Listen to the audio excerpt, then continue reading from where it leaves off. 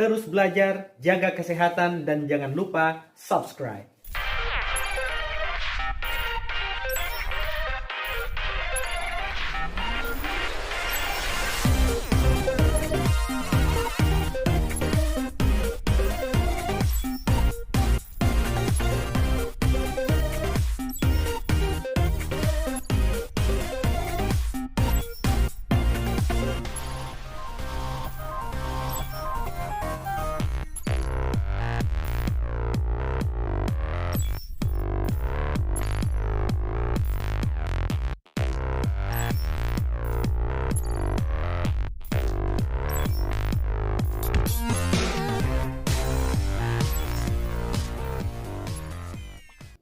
Di video kali ini kita akan membahas tentang kedudukan dan peran pemerintah daerah.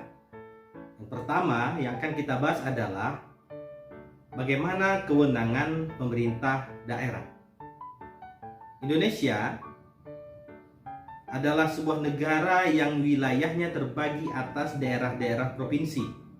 Daerah-daerah provinsi tersebut terdiri atas daerah kabupaten dan kota.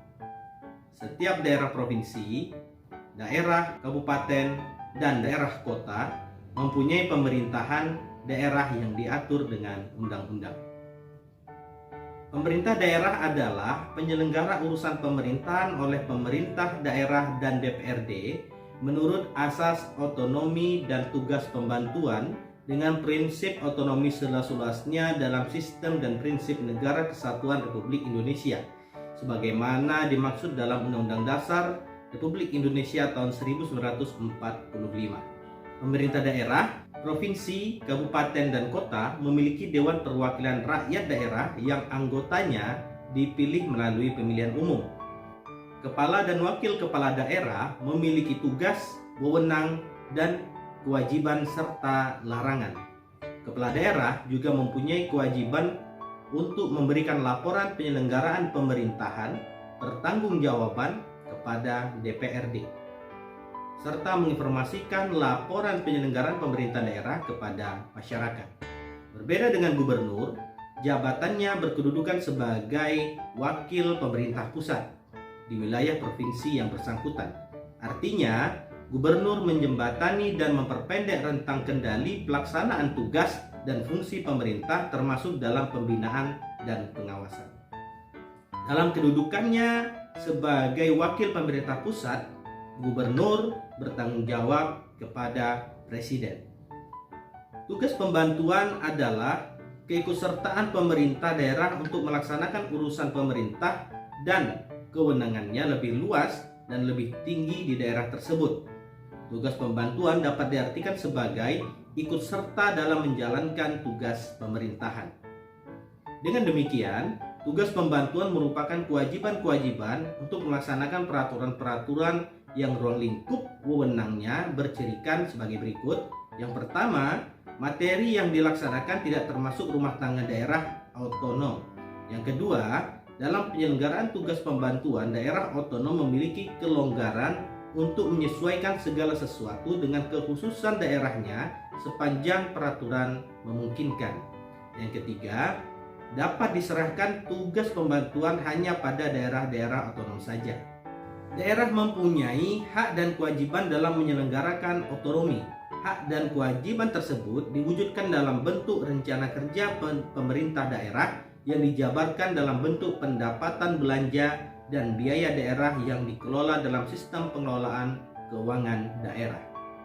Dalam hal pembagian urusan pemerintahan, Undang-Undang Nomor 9 Tahun 2015 tentang perubahan kedua atas Undang-Undang Nomor 23 Tahun 2014 tentang pemerintahan daerah menyatakan bahwa pemerintah daerah menyelenggarakan urusan pemerintahan yang menjadi kewenangannya, kecuali urusan pemerintah yang oleh undang-undang ditentukan menjadi urusan pemerintah pusat. Kewenangan pemerintah daerah dalam pelaksanaan otonomi daerah dilaksanakan secara luas, utuh, dan bulat yang meliputi perencanaan, pelaksanaan, pengawasan, pengendalian, dan evaluasi pada semua aspek pemerintahan. Indikator untuk menentukan serta menunjukkan bahwa pelaksanaan kewenangan tersebut berjalan dengan baik dapat diukur dari 3 indikasi.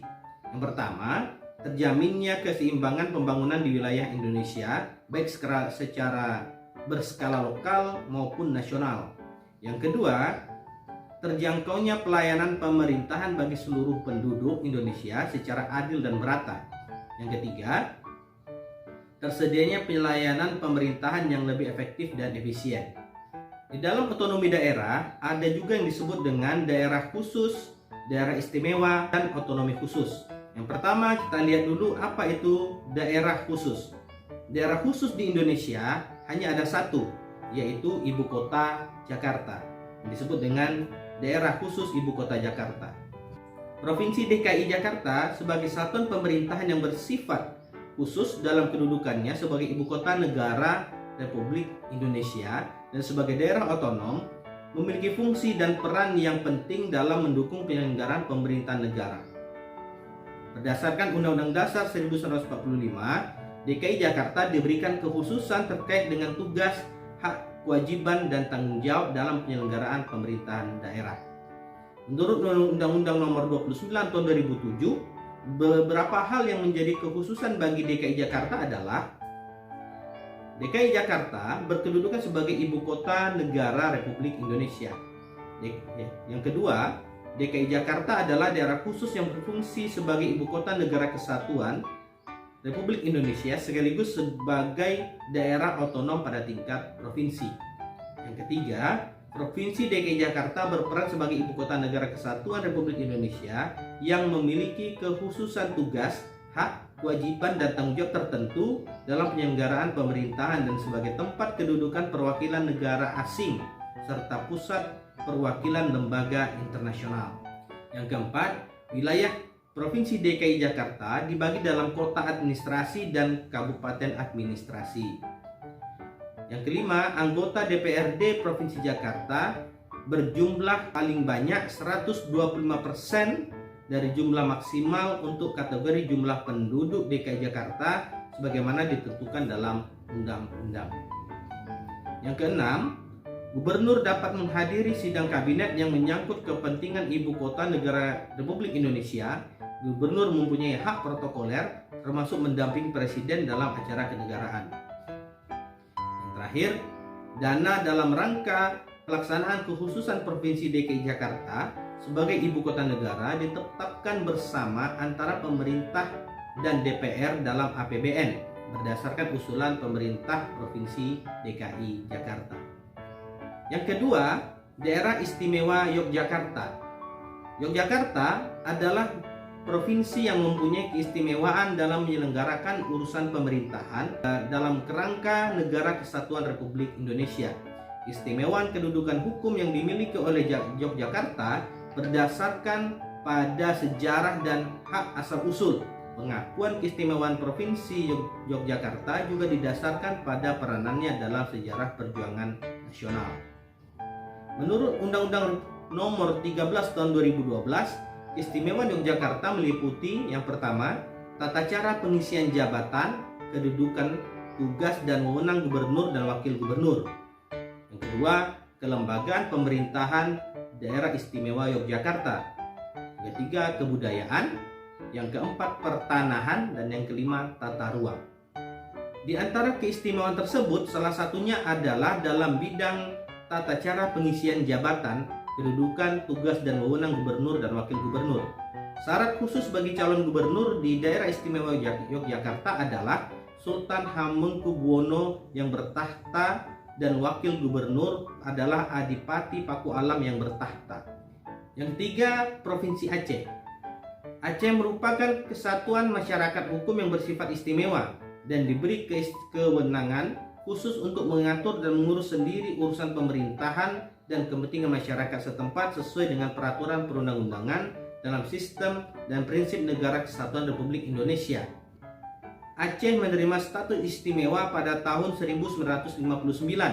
Status ini diberikan kepada Aceh dengan keputusan Perdana Menteri Republik Indonesia nomor 1/Misi/1959 yang berisi keistimewaan meliputi agama, peradatan, dan pendidikan.